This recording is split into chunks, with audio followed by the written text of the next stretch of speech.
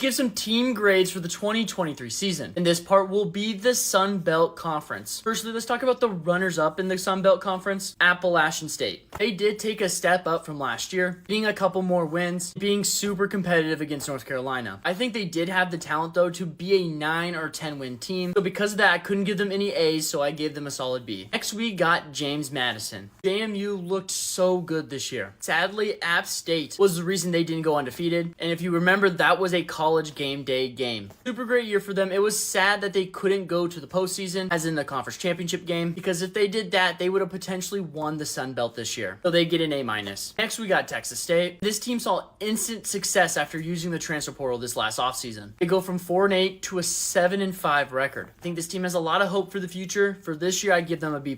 Next, we got South Alabama. This year was a little disappointment for them, as they had a 10-win season last year. So going 6-6 is nothing great for that team. I always say this, but hey, they did make a bowl game still, so I gave them a C-. Next, we got Louisiana Ragin' Cajun, and I honestly was pretty shocked that they made a bowl game this year. With how stacked the Sun Belt is this year, I didn't think they had a chance. But they proved me wrong and went to a bowl game, so they got a B-.